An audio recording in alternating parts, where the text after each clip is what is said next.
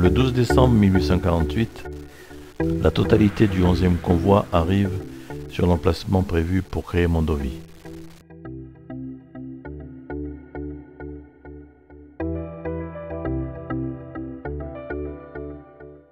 Je vous avise que nous avons mis 28 jours pour arriver à Bonn.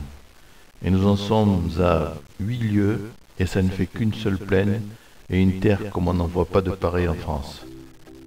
Nous sommes près d'une rivière, et notre convoi est divisé en deux villages que l'on a appelés Centre 1er et Centre 2 de la commune de Mondovi.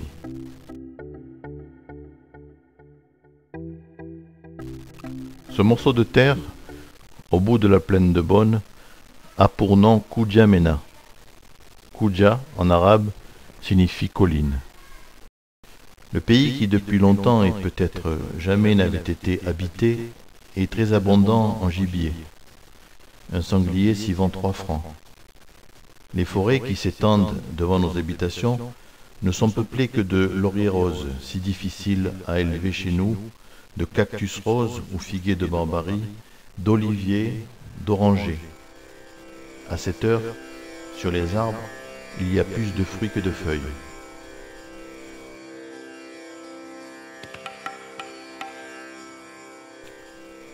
Nous sommes installés sous des tentes pour le moment. Prochainement, nous serons mieux. Notre village est à 7 lieues de Bonn, qui est une jolie petite ville, bâtie à l'européenne. Je bois et l'eau ne manque pas.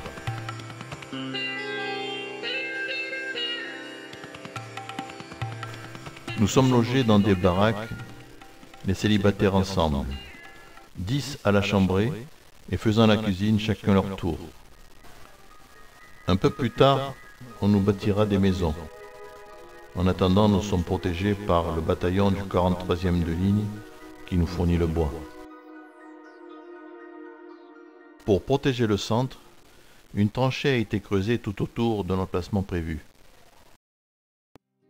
À chaque angle, un bastion est élevé.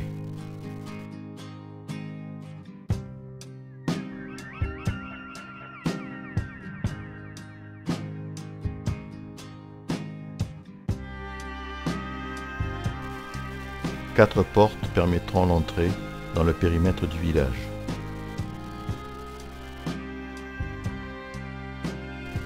À l'est, dans un lit relativement large, coule une rivière au débit important.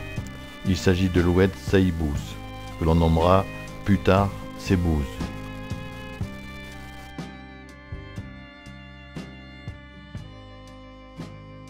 La rivière fournit du poisson à discrétion. En 2 heures, on peut pêcher à la ligne 10 à 15 livres de poisson. La route tracée par les militaires de Bonn à Tébessa traverse le périmètre du futur village. C'est cette route qui marquera la rue nationale. L'autre artère principale, perpendiculaire à la rue nationale, suivra le tracé de la route reliant la cale à Guelma.